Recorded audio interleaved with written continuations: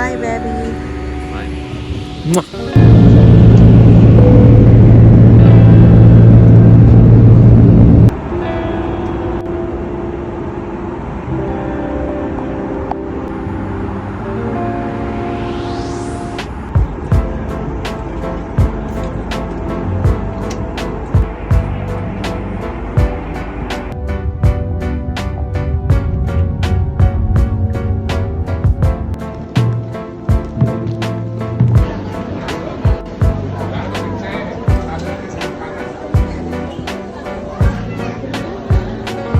Back to another video. Welcome back to another vlog. For those of you who don't know me, my name is Jasmine, and today I'm going to be doing my very late mission trip vlog. But today I'm going to be talking about my mission trip to the Philippines. I actually did this trip quite a while ago, but I never got around to filming a video for it. I wasn't able to film as much as I wanted to, so I figured I would rather narrate it for you, and maybe that would help. I actually went on this trip from July 19th to July 26th, and we were there in the Philippines for a little bit longer.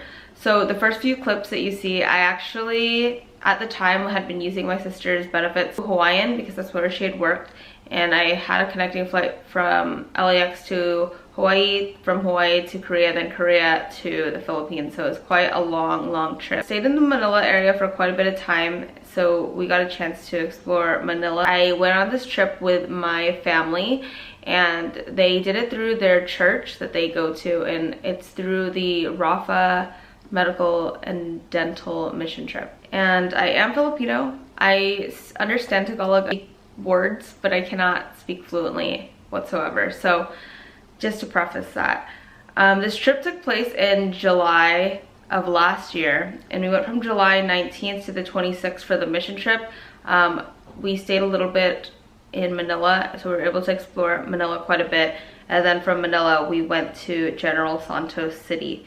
For those of you who don't know, General Santos City is where Manny Pacquiao, the boxer from the Philippines, had originated in, and they have so many tourist things for Pacquiao there. He has a Pacquiao gym, hotel. So let me first take you on the itinerary. So we did not actually start until July 20th. Our wake up time was supposed to be 5 in the morning. So with these medical mission trips, a lot of the times they are tied with the church. So they had morning personal prayer at 5 a.m. A lot of these days were quite lengthy, so I'm not gonna lie to you. Sometimes I skipped out this personal prayer time because I was way too tired to wake up at 5 in the morning, because some days we would be working until like 7 p.m. They provided breakfast for us at 6 in the morning, and most of the breakfast that I consumed was mostly rice and some sort of meat. What I realized in the Filipino diet, it mostly consists of grain and meat. I don't know how, if anyone was vegetarian, managed to get by on this trip, but there was very little vegetables. I wish I had brought fiber gummies, that way I would have more regular bowel habits. So when we stayed at some of these places, a lot of them are actually within the barangay, very small towns. Nobody stops for no one here. Sabi nila ng mahal. And they have things that are called jeepneys, and I'm going to show you what it is. Right.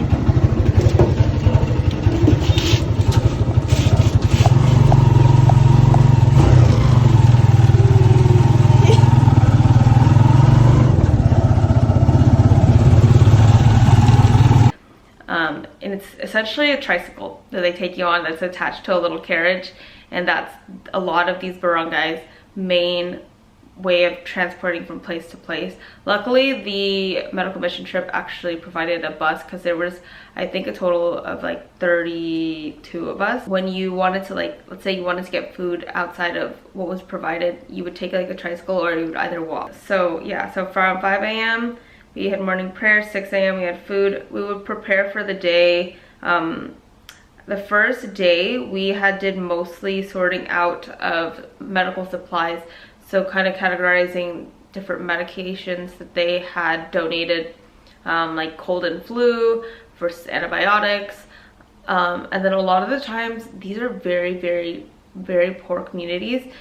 So we had provided like little care packages for a lot of the kids and backpacks, which I'll show you later on.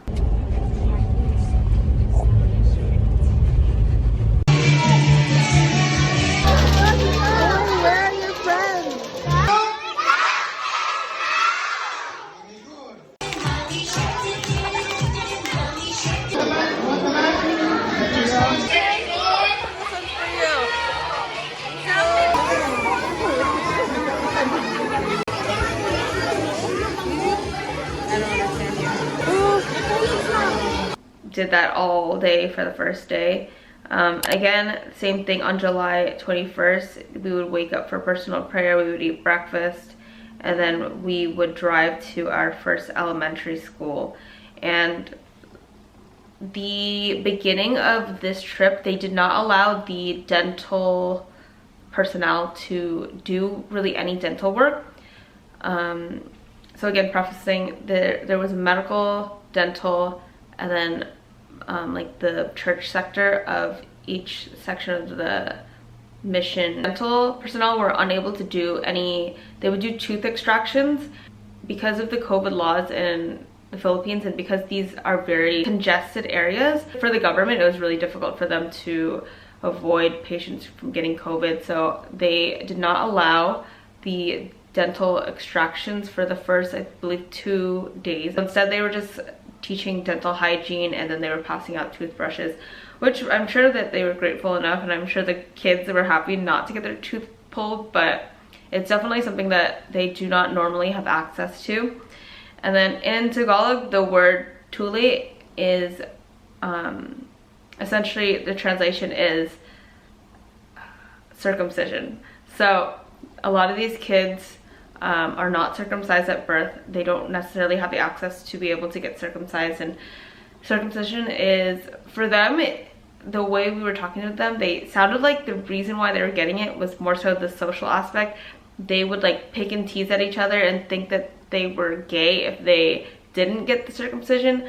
But I think what we were trying to explain to them, it was more so for the health benefits, the cleanliness aspect of it. But I'm sure the kids just thought it was for the social aspect, so they wouldn't be like the only friend that did not get circumcised. And it was really difficult to see these tulis because of the fact that these were essentially just curtains that were separating them, and you could hear the kids, and afterwards they were instructed to wear really long shirts. And after they wore the long shirts, you can literally see like the blood and the stain area of the circumcision. So very minimal supplies that they had there. And none of our doctors had actually been performing the tulis. It was actually doctors from the medical school in the Philippines that were doing these tulis. The gospel area where they would pass out Bibles and books for kids would normally, these days, would last from 7 a.m. to somewhere around, I think it was like 4. Yeah, so they would go until 4. So at 4 p.m. this day, we had the backpack distribution of 100 kids of the gospel, and then after that we had evening prayer with all the volunteers. And they had volunteers really from everywhere, because I know some people were from Indonesia, some people were from, a lot of us were from the same church in America, and then there were some that were also from like Cebu.